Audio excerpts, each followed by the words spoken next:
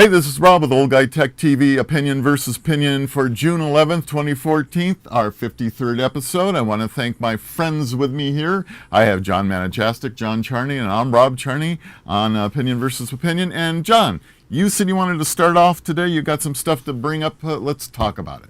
Well, I'm going to start off where we kind of left off, and we started off last week when we discussed the California primary with a turnout of 17%. And is that the amount that is that the number it ended up? I thought it was higher, but the overall state was only 17%. 17%. How sad is that? It's just awful. That's awful. I don't know. That was 7% more than I thought. And I apologize because I didn't participate, but I had moved, so I would have been voting in Kern County's primary, which is what is on the ballot in particular in a primary election. Local deals, right? But government is local. I mean, believe me, what happens in your city council, what happens in your state, your county supervisors, is where it all starts, and then it ends up in the top. Right. My big opener for today is the House Majority Leader, Eric Cantor, who has served, I do believe, 8 terms from the 7th Congressional District of Virginia, was defeated yesterday in a primary. Yep. This is a guy that was the heir apparent to John Boehner to be Speaker of the House, and now his seat becomes open because, I mean, the Democrats never, ever figured he would lose, so they didn't run anybody, and they realized in the short hairs of the election, this turn that was going on, and actually bought advertising for Mr. Brat. So now, do they have open primaries there in Virginia? Yes. Okay. So do we have 2 Republicans running, or Republican Democrat? Well, we now have a Democrat that will be, because, I mean, you got to realize that Eric Cantor not only was number 2, but he got in Obama's face in meetings and was really the voice of the Tea Party, and or what we thought was the Tea Party. And this gentleman, Brat, just got more to the right than Eric Cantor. Now, there are 2 things there. Number 1, be careful when you gerrymander, because you might get what you want, which is one thing that happened to Cantor. Cantor himself was arrogant and just wanted power and didn't worry about his constituencies, didn't spend enough time there. And Brat ran on one issue, and in that it was incorrect, but he said that Cantor wanted amnesty. Mm-hmm. Immigration report. That's all he talked about. In the interviews post, and this guy is a PhD economist, so he's probably not a dumb guy. Yeah. And a college professor. He just said, whoa, I want to talk about, winning the election. I don't want to, he not at all prepared for other issues. And it sometimes is the broken record technique. I have one issue and only one issue, and I'm just going to hound that. And I mean, like, Brat had $100,000, and Cantor had a fund of $5 million and spent $1 million. I read somewhere where he had $200,000. He raised $200,000. He spent $100,000. That's amazing. Because what happens in a primary election, you have to keep some of the money you've saved, because if you win, you now have to mount a campaign So you always have, for the actual the general election, you fund, because you need money to get started to raise money for your candidacy. So it is going to be very interesting. So one of the things I was seeing, I'm trying to read more up on this while we're doing this, and one of the things they're saying, his problem was that he was focusing too much on Washington and not enough in his district. And that's what happened. The people said, hey, you're not helping us. You're not getting the pork you need to get. And apparently that's one of the main reasons he lost, according to the USA Today. And his district was 57% Republican. So it was gerrymandered, but not much. Real heavily. Right. Okay? And these people basically, he wanted to be, he was the one that really was, and this is where I think the pivotal point is. Now that Cantor's out of the way, okay, and this has been kind of my argument all along, that Cantor and Ryan and McCarthy are all Tea Partiers in name only. And they just took out the number 2 guy in the party. Yeah. Right? Now, more than Brat won, Cantor lost. The good part, I feel, is that these SOBs have just been sent the message, hey, this crap where you're not going to do anything don't work. I think apparently not. I think what take a position somewhere and start doing, rather than you going, no, I'm not gonna. That doesn't represent us, and you're not going to represent us. That's huge. I think what Cantor you said was supposed to, according to this, Cantor was supposed to. I'm sorry, Jonathan. One second. Cantor was supposed to become the majority leader at the end of July.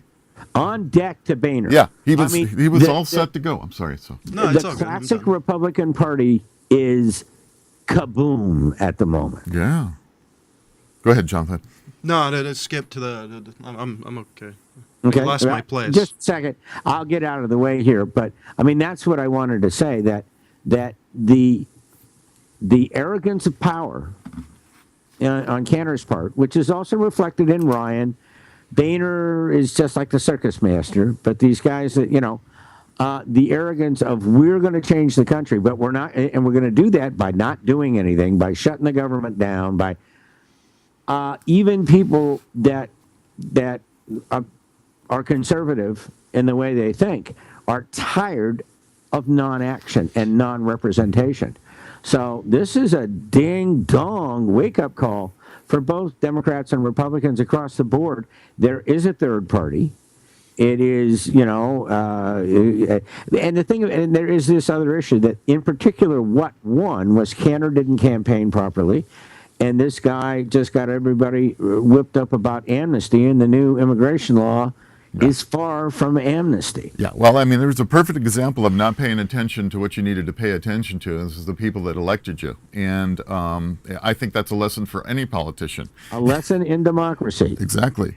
He ignored his, they even said they didn't think he was in the district yesterday when the election was on. Is that arrogance or what? Huh? Well, I think part of it is there's really no actual one Tea Party. There's not really there's not like a Republican Party. It's all kind of generally splinter groups. So the fact that this guy got, it was called the leader of the Tea Party, I found kind of fascinating. Well, yeah, Cantor, but he was the voice. He was the opposition voice that that represented this. Hell no, we're not going to do that. I do think it's proof that he. The thing of it is, I think that the real guys. I think Cantor was also. I mean, just as a piece of information, he is now the Congress does not have a single member that is a non-Christian, right? Because Cantor was the only Jewish representative in Congress. Yeah, I do think this was Cantor's race to lose. So because the fact the guy had $200,000 and Cantor didn't really do anything is an amazing goof. So what is that? Arrogance? Is that arrogance? You think? He had $4 million left for the general, but that's. I think that's a step above beyond arrogance. I mean, if the guy didn't go out and play the game, which it sounds like he didn't do.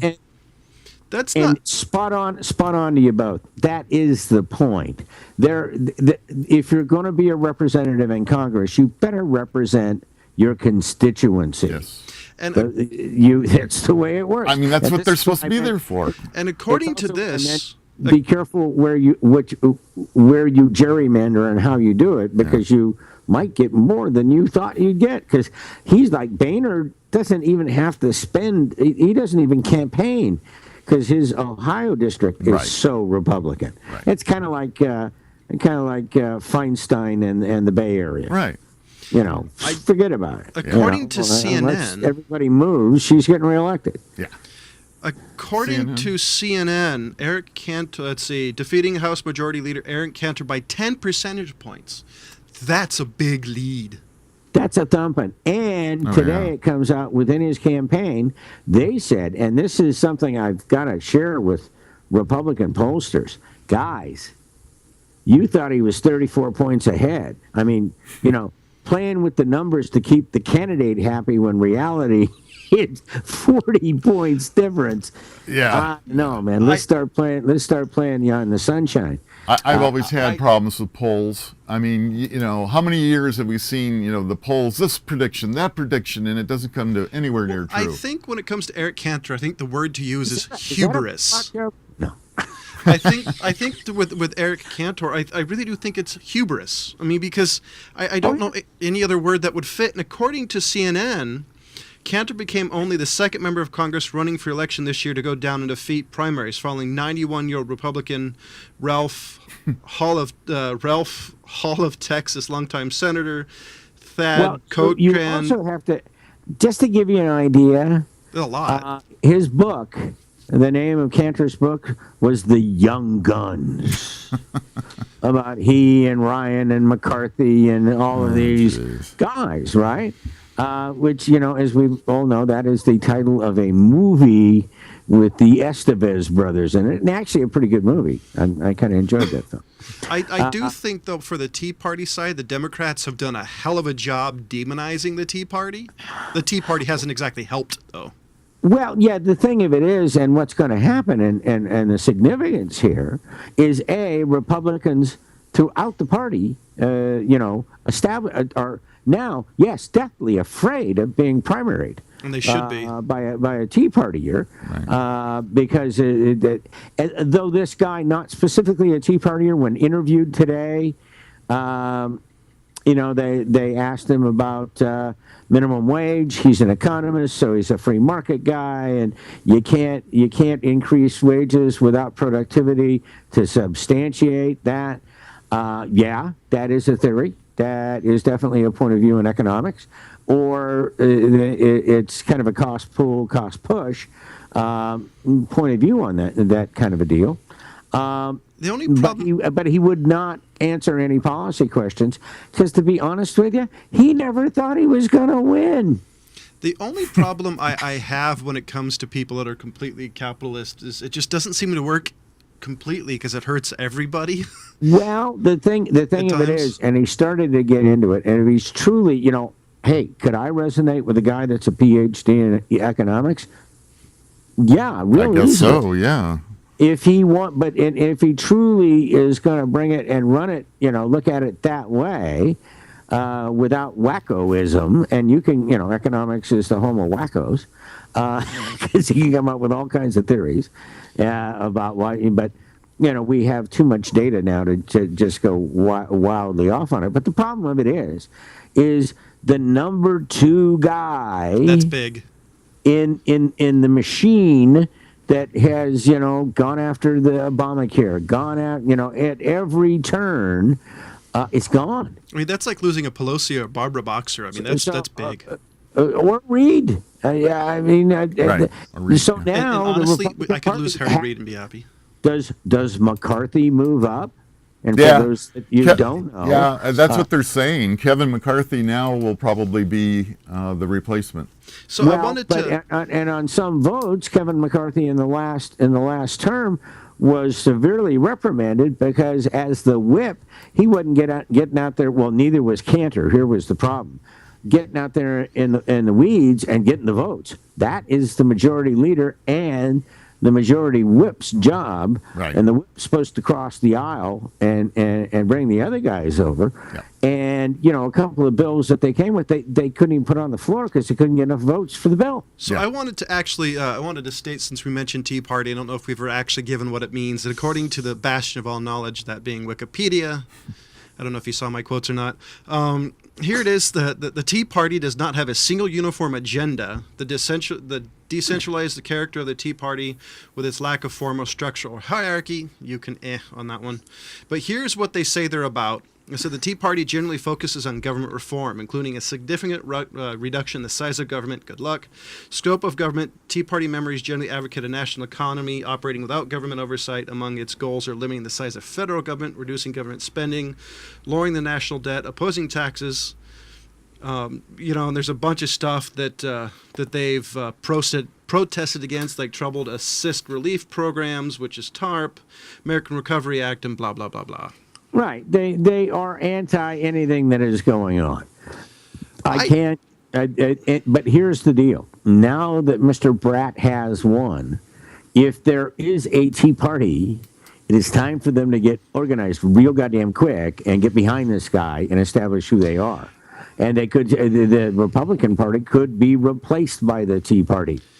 The only issue is if they're so far right wacko that in an election you can expose them to being unrealistic. And I just don't know how, if this guy, if he's smart enough to be a doctor, have a doctorate in economics, he should be smart enough to not say stupid things. And today, he was exactly that.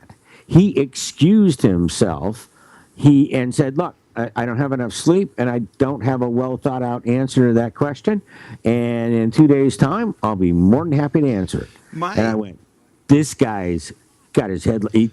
Okay, the opportunity's been landed on him. He said it was the happiest day of his life. And he won. He has a chance. This is going to be a general election campaign I'm going to want to watch. Yeah. Because this guy is not without intellectual ability.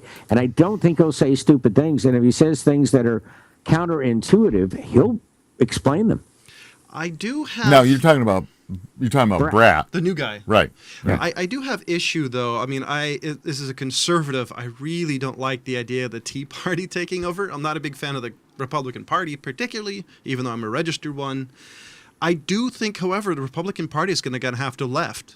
I really do think that I do think the left has a better message, has a lot better goals, at least in the eyes of people. I think the Republican parties have to go left, at least in some views, in order to stay in some sort of reasonable power. And guys, and as much as, I do not resonate with the Tea Party, at the same time, I do resonate with a three-party system in this country, 4 parties. I don't want to fractionalize the vote, but realistically, we have some points of view that aren't, back to the Cantor issue, the constituency, the feelings of the people are not being represented in the national government. I agree, and that's the problem with just the 2-party system is that you don't necessarily agree or disagree with either side. I mean, it's there's time to bring back the bull moose. Well, or the know-nothings. I do have a question for both of you. I know a lot of the Europeans I've read think the United States should go to a parliamentary system and get rid of the wacky system we have. What do you think? I don't know enough about it. No. Yeah, no. Hell no. It doesn't work here.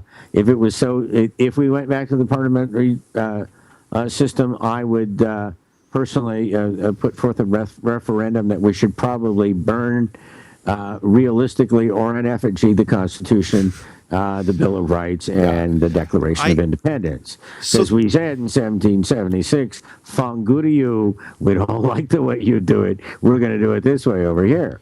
You also have to realize, Jonathan, and I will share some of this information with you if you choose so, that after World War II, on the continent, in Western Europe, they do practice capitalism, but it is not not capitalism in the exact same form as we do, which is Smith's free market capitalism.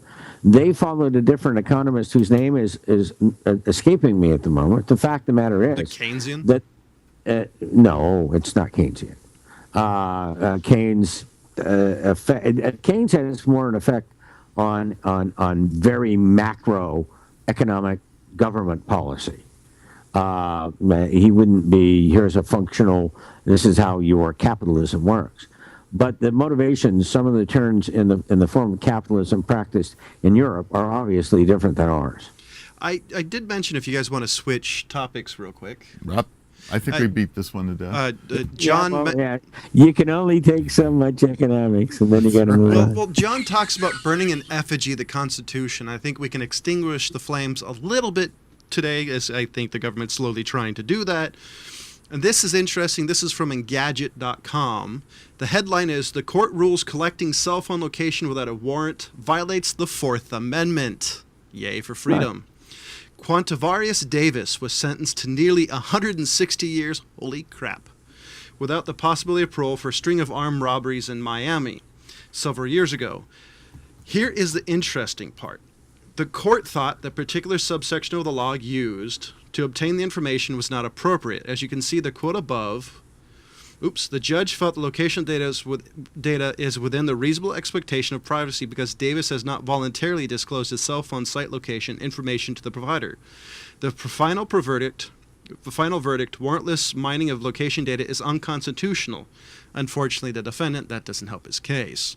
But that's the first time I have read ever that pen register warrants or warrantless in general are not constitutional. Well, that's quite a precedent. You're not reading far enough back, but okay. I mean, it's the warrantless taps, early 50s, because J. Edgar Hoover he loved tapping people's phones. Well, yeah, but and it was becoming common knowledge. No NSA level of, and well, I think the difference. I'm still kind of out on it because of the data that was mined. I mean, they claim they only mined numbers, that they didn't mine conversations, but we all know it was some kind of a program with response, and if the keywords were hit, then maybe they listened more. Let's go to the basics. I think, just 1 second. I think on this, the difference between this and the 1950s wiretaps is with that damn digital leash, they can track every movement using cell towers. If you're in McDonald's going for the hamburgers and don't go down the block to go to Bob's House of Fish and Tackle, they can track you. Hey, watch Persons of Interest Thursday night on CBS. Listen, we've got these apps. We've got the tracker apps. We have the Foursquare apps. We've had all this stuff where we're volunteering our location. Well, I think the difference is you're voluntarily, far as Foursquare, it's a check-in app. If anybody doesn't know it, which the difference is you voluntarily give up your data. This guy didn't voluntarily do it. He sounds like he's How do we know that?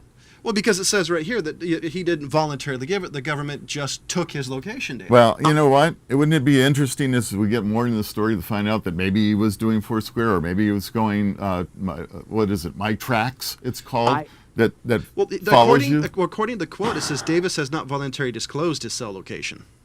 Which to me, in other words, he didn't sign off to say that he did. I had this situation yesterday in talking to somebody in an HR situation.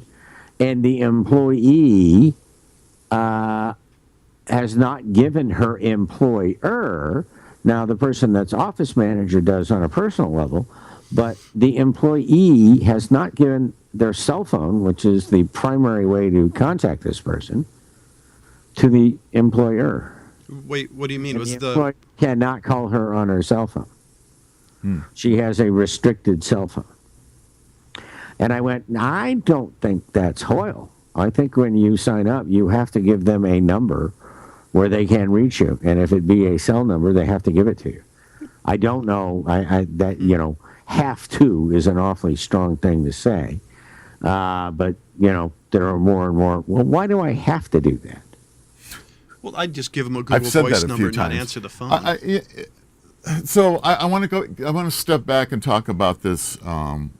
The old-fashioned term of wiretapping our cell phones. Well, you and I know that it was physically wiretapping. Exactly. I actually know that too. You either tapped into a main cable and found a pair for the number that you wanted to tap, right, or went to a B box and found the number of the pair you wanted to tap. But it was a physical alligator clip. Yeah. Oh, yeah. I mean, it was DC power.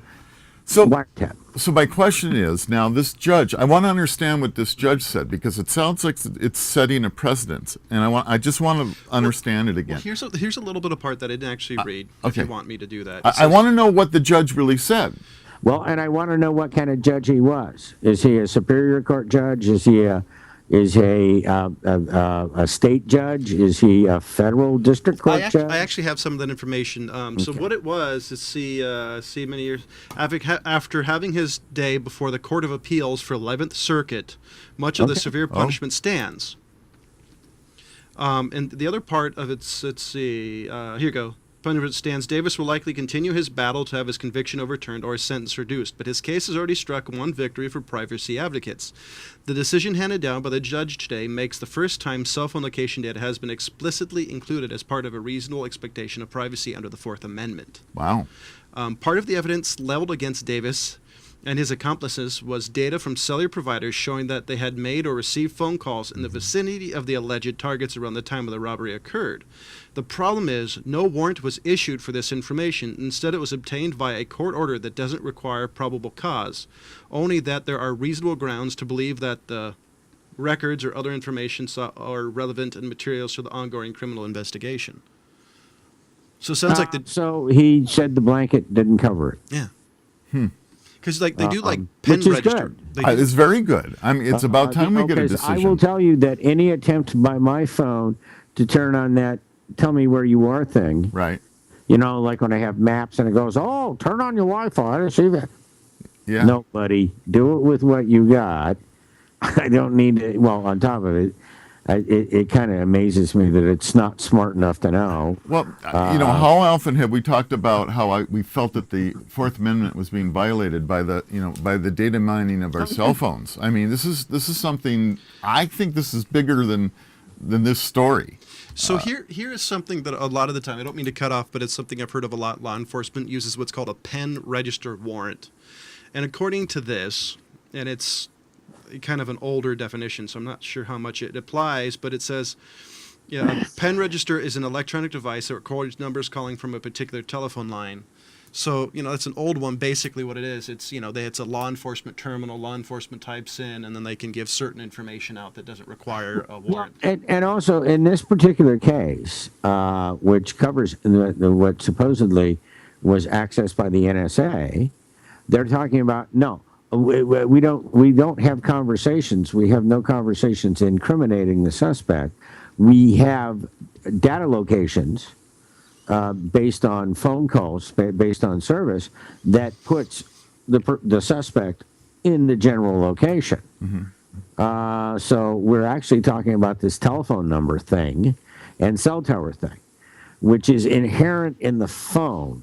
So it is rather large that a district court judge would say, nah, you need to get a warrant for that. The pen warrant doesn't cover it for the criminal activity because it's, and I think good.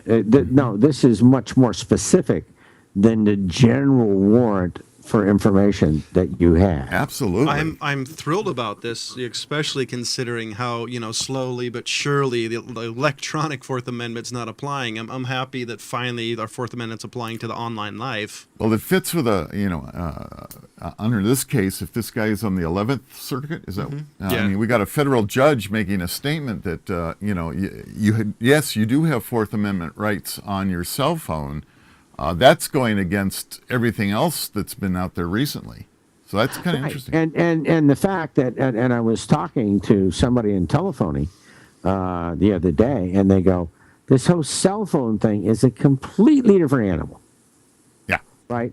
All of the laws of communications and wiretaps and everything that's on the books, actually it was our friend that went to Will Rogers, who was, that testified in Washington about phone business and such, that the cellular phone is a completely different animal and doesn't come under what the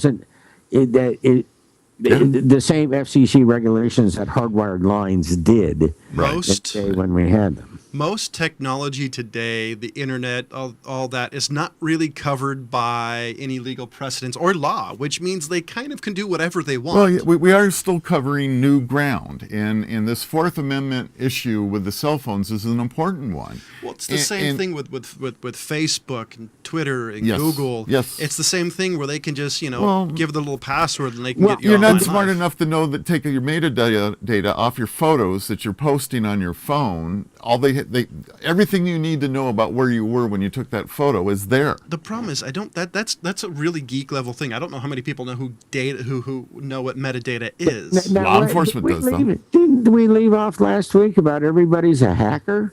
Basically, don't assume anybody's so dumb they don't. I mean, yes, there is, but if you want to get the information, it's there, and you can access it. Well, a lot of, I think, now that I think of that, I think that term hacker is really kind of, the definition, I think a lot of people these days are script kiddies, which means they use programs to do it, like DDoSing using low orbit ion cannon and other programs. I don't think that, I think the term hacker is more specific personally. Yeah, a hacker, when you say hacker to me, that means that somebody is brilliant, broke somebody else's code with stronger code, and basically, conquered them. If you've been hacked, yes, your pants are down. We got through your security. Yeah, somebody who understands how things work, like Kevin Mitnick, for example, who was banned from using computers for quite a while. Oh, yeah. But and there are definitely smart people out there, but I'm still looking at this as a. I think this is almost groundbreaking that we have a federal judge standing up. That they even brought up the Fourth Amendment. Yeah. Which is, the Patriot Act just sort of said Fourth Amendment. Yeah. This is, I'll be honest, ladies and gentlemen, if you guys are into giving to organizations that want to protect your online, amendment, yourself and privacy, look up the EFF. They do a lot of work. And contact Al Franken. He is the senator, that represents net neutrality and is fighting like hell to keep things in the hands of the people. I don't believe I'm going to say this because politically I'm 180 degrees different than he is, but I really like the fact he does fight for some of the things. He comes from media, all those years being a writer, comedian, all that kind of stuff. I mean, he's ended up to his hips, and he's got a dog in the fight to a certain extent. I'm unhappy to inform you there was a turn of events on Saturday in his weekly radio presentation of the country. President Obama came out in favor of Elizabeth Warren's approach to student loans. What's that? It's basically, her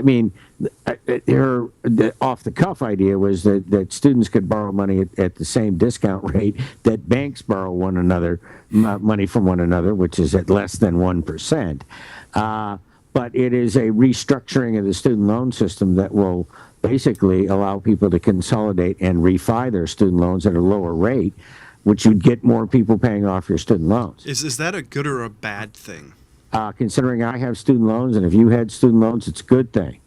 Because as soon as I get some income, I'll be paying as much as I would be paying for an automobile per month to pay off my student loans. Now, can you... I took them. I'm responsible for them. I have no problem with that. But that's a lot of money. Now, what about declaring bankruptcy? Does it get rid of the fact that it follows you through it?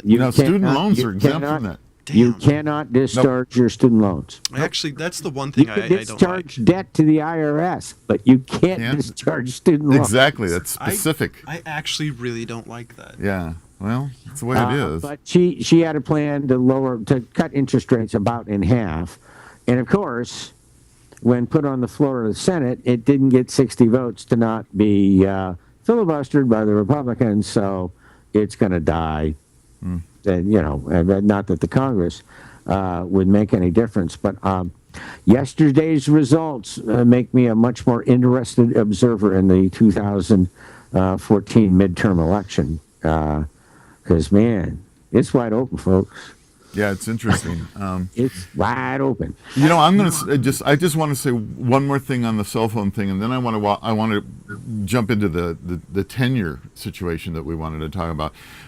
One of the things that always bothered me, because I doubt 1 in a billion has read the language when you go in and you sign up for your cell phone. Okay, you go on a plan, AT&T, Verizon, whatever, right?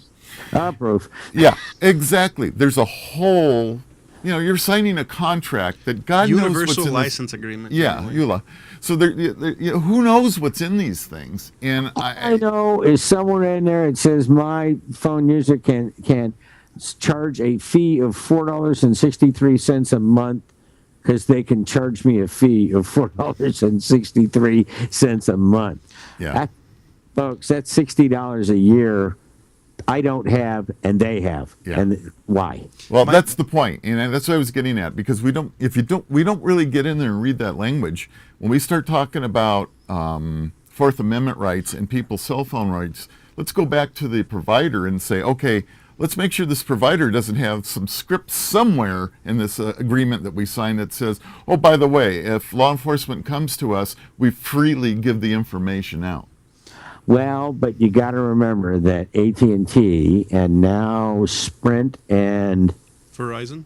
No. T-Mobile, T-Mobile, Sprint yeah. and T-Mobile, they're bigger than the government.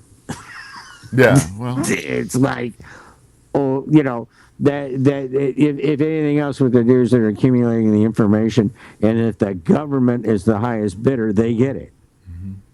But if it's you know, the mega marketing company. I mean, I had a young man in his early 20s, late teens, just one day just go on a and Google, and I get up and Google would let me know what's the best route to go to work with the least traffic, and I just looked at him and I go, you want Google to know that about you? Well, we're growing up with a society of kids that don't understand the Fourth Amendment. Well, I don't think they're willing to put. Let's face it. They're texting. They're sexting things. They're putting stuff on the internet. They forget the fact that once you put it there, it's there for everybody to see. Since I'm unfortunately technically part of the millennials, which oh God, you're over 30. You're done. Millennials go to 81. But or 80. Here's the thing. I do think they know. I just don't think they don't care. I think we live in a generation of openness, and people just don't care. I don't think people. I really do. Trust me. When they get older, they're going to care. No, you know, there's an old joke talking about. Rob, I don't know that they're going to care. I think some they're wired to care. I think really don't. You may be right. I do think some eventually will care because it's going to affect their life. You know, like the you always care when it's your problem. Here's a reason I think so. Say there's an 18-year-old now, and say 30 years from now she wants to run for president, and then all of a sudden her naked pics of her doing stuff, or her boyfriend shows up. You know, they're going to care now. The problem is. By the time they get there, I don't think anybody's going to care because we're going to be so bombarded with this crap. The other thing that happened politically, what happened yesterday, is Katie bar the door. Anything's okay. Yeah. I'm confused. I mean, that was just like, this is a mad world 2014 election. Go! So wait. I don't quite follow that reference he did. That anything bar the door, anything will go. Katie bar the door means it's wide open. Ollie, oxen free. All phrases you don't know. Yeah. I know a lot, but that's what I've never heard. Ollie, oxen free was in hide and seek. Yeah. Anyway. No rules. The handcuffs are off. It will be interesting to see if we manage to live a few more decades to see exactly how this does turn out, because they're obviously not thinking anything of it now, or they regret it after the fact. So when mom and dad say, "What the hell are you doing?" So I have a question. I have a quick question for both of you about this. If it doesn't work to the point where they go too far right and they don't get elected, then it'll just be anomalous. If it does work, oh God, I have to say one thing, and I've said, but Hillary, don't run, because it'll get so ugly. Nobody wants to go. I do have a question. If you could if Sherman can put on the time machine in 1960 and both your parents are alive and both of you were hippies. Yeah. I guarantee your parents. We were in junior high school. Okay, 1970, around that era. With button-down collars. Late 60s, early 70s. Pedantic son of a bitch. Go on. I have a feeling your parents would have said something similar. Oh, these kids today are just willy and wild free and don't really think about the effects of what they do. No, I disagree with you entirely. Because your dad and I have seen how shit-caked it got. Yeah. And I'll raise my hand. Even though I don't have any children, I have complicity for how screwed up things are. Yeah.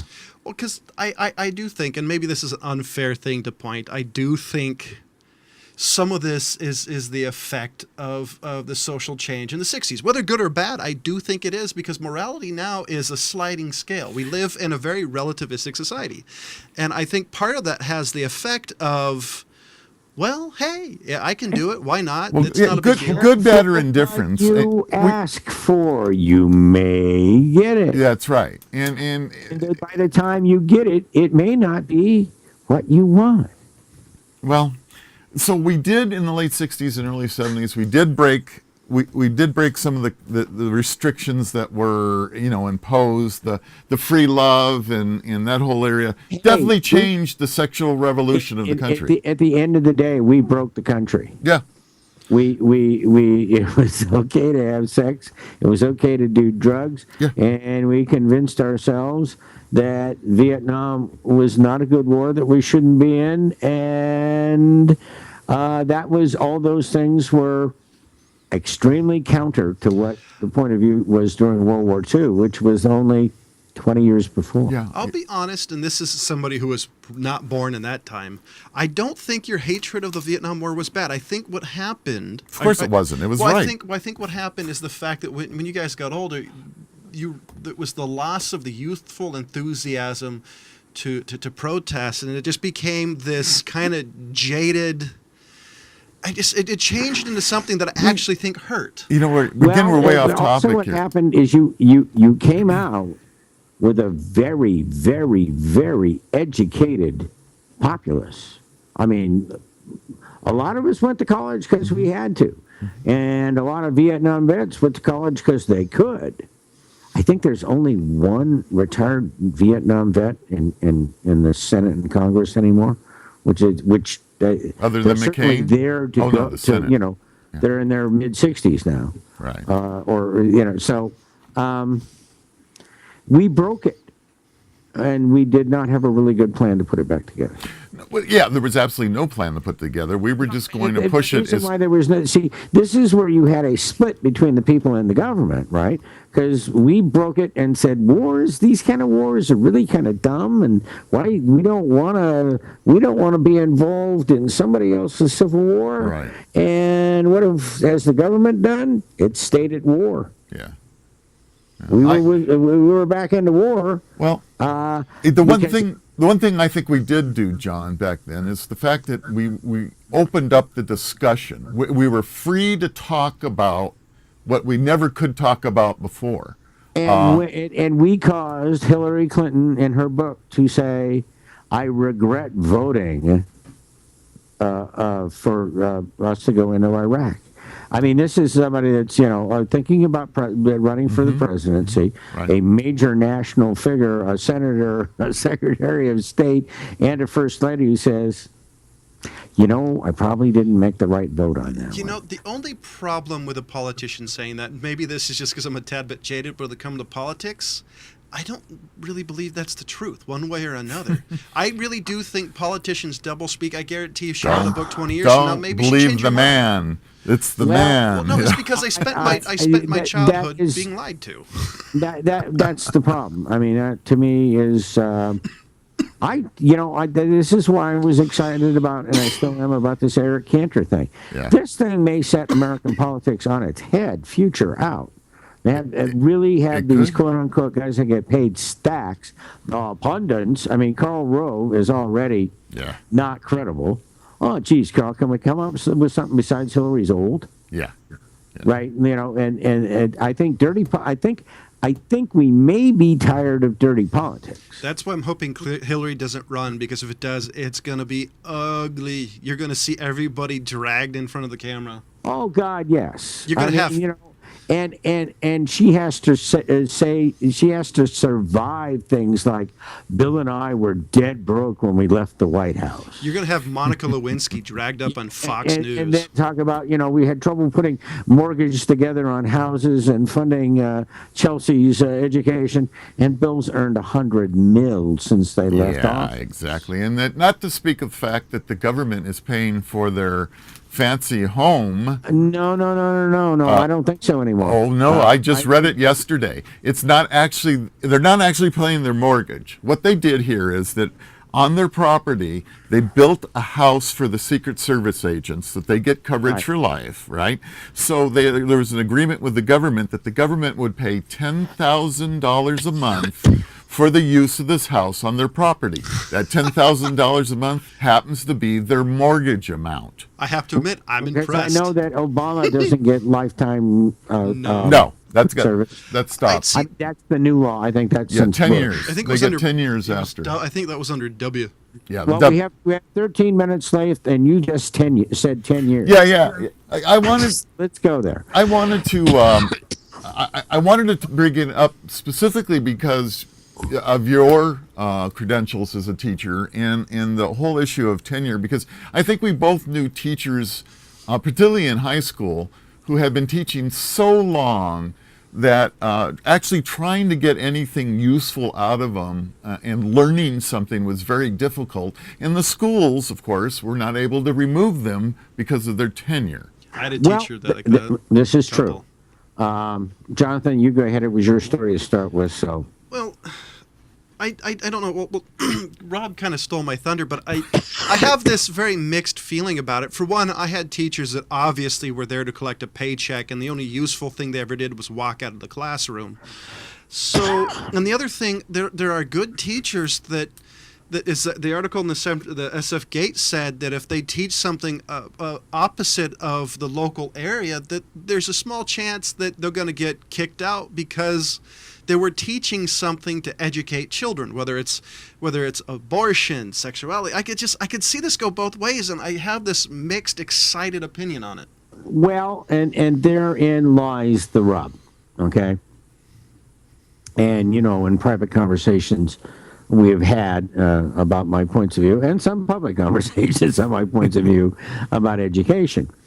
The advantage of tenure is that if you are tenured, which means that you have been 2 years retained by the school, and now after 2 years you have full union protection and you have rights.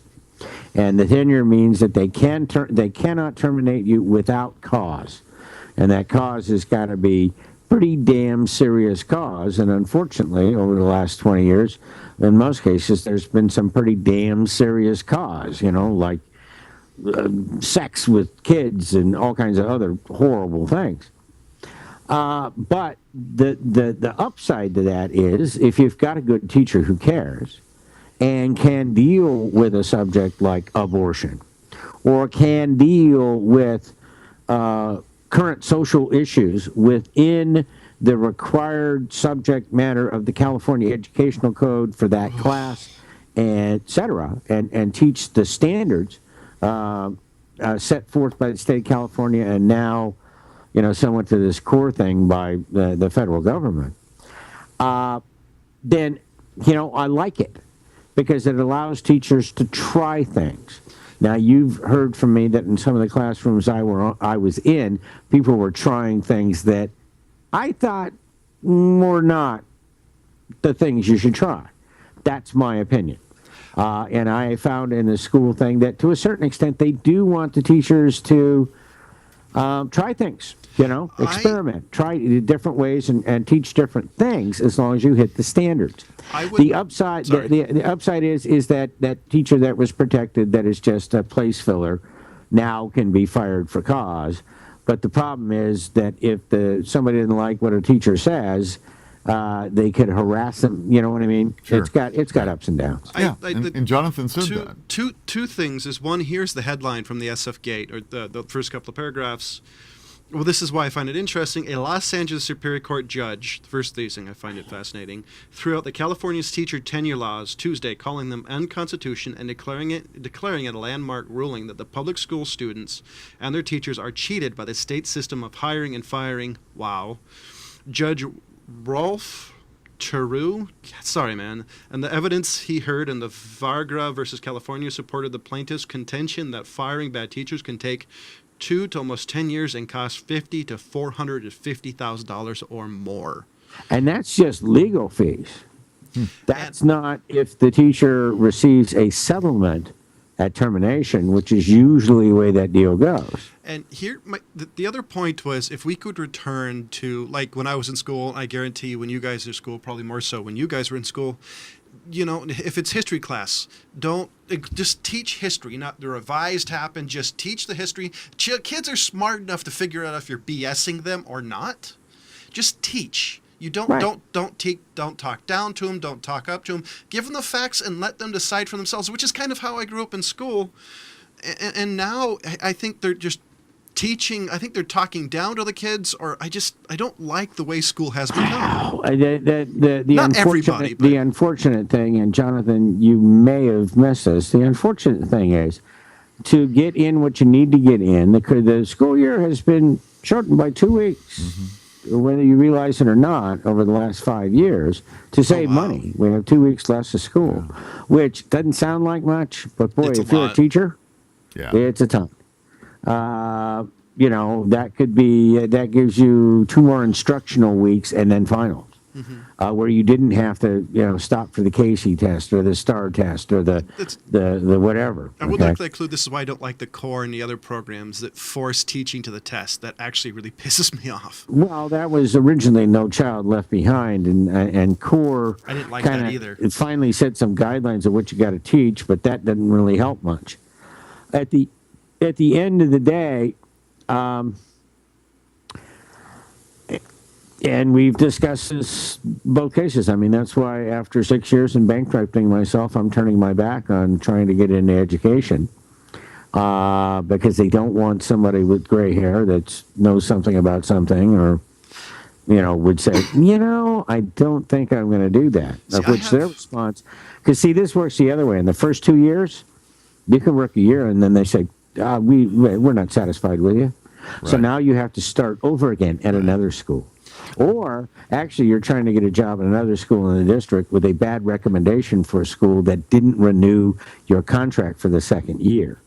So there are all kinds of games that for me, on the entry level, that played on the entry level. See, I have a friend of mine that is, she's around my age and has all her credentials, and she stopped becoming a teacher because she was tired of the brokenness that was the education system. Instead, she decided to do the only thing that she thought was valid, was tutoring.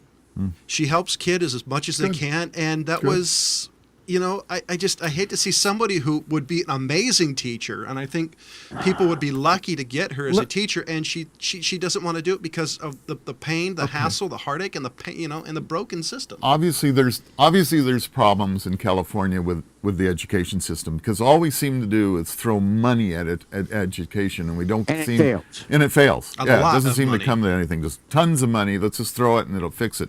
Let me understand something a little bit more. So, math, science, the sciences, there's the sciences, and, those basics are taught. But when we get into the social areas, history, government, social studies, whatever it may be. Required history, required economics, required government. Okay. Is the what you're supposed to teach, the syllabus of it all, is it given to you? In other words, the state of California says you must... You have the California state standards, okay?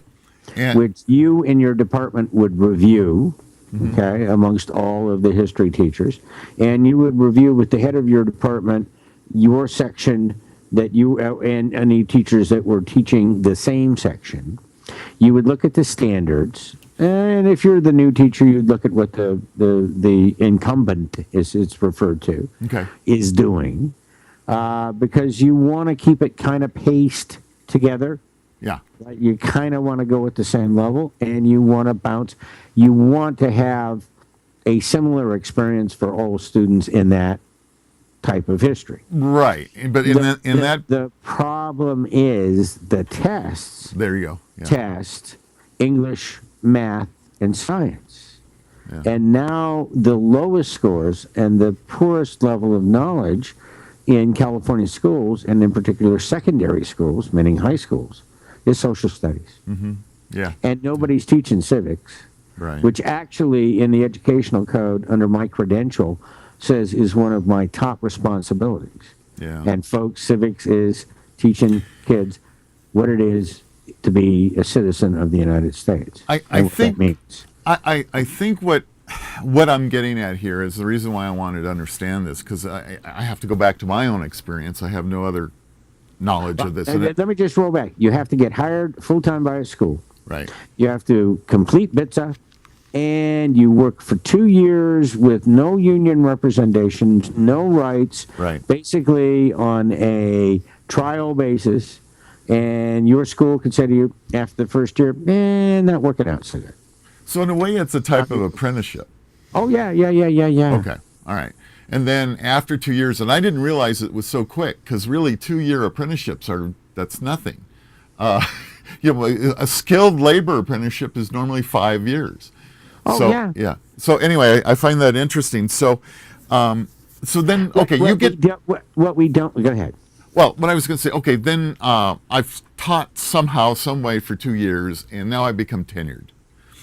What does that really mean? That you are insulated. You cannot be terminated for any reason except cause. And those things that are cause, right? Mm-hmm. And you cannot be intimidated or ill. It is your labor shield from administration and management. You can't be asked to do things that are not in the contract. You cannot have more students than the contract says you can have in your classroom. And you are afforded protections and legal and financial aid if you are terminated or, put under investigation for misdeeds. And they're right that it could take between 10 and 11 years to fire a teacher at huge legal expense and not including any settlement if they leave. And getting them out of the classroom while that's going on is very difficult. So what is, just in a quick, because we got only about a minute to go here, what is considered cause, so I understand? Evidence that you were having sex with a student. Okay. Evidence that you were, exceeding something egregious. Then. You can't legally offer a student a ride home. Okay. There's liability all over the place, but that could be minor. Yeah. But these gross, God, the guy in L.A. that was taking pictures of 8-year-olds. Yeah. Real sick individual. It's got to be pretty much socially abhorrent. I was wondering if a teacher decided to go off in other words, like we just talked about, they did a course of study in history, and you all agree you're going to teach this program, and you go off program. With me, you do something like constantly show Glenn Beck or show his show every day in your classroom. Right. Somebody hates. So something like that could be caused. Probably in some districts you could get away with it. Okay. All right. Well, that's what I wanted to know. And gosh, this is something that we can talk about even more. I was going to mention that the coming up in the next couple of weeks, opinion versus opinion won't be opinion versus opinion. Unless we change things, because I'm going to be gone. But it sounds like through the end of June that we're going to be on hiatus, and then in July we're going to have 3 sweaty bodies in the studio. We're going to have 3 of us in the studios, and we're going to go hot and heavy at it, and we might even do some field work. I don't know. We'll see. Got some exciting stuff happening. So if it gets really heavy, you're going to find out I'm a lot shorter than Jonathan and Rob. That's true. Most people are shorter than I am. Anyway, folks, listen, thank you very much for watching Opinion versus Opinion. We didn't get any phone calls today. Sorry, once again, we didn't. And don't forget to hit that donation button, as we always say. Hey, for Jonathan, John, and Rob, Opinion versus Opinion, another one in the can. See you next time.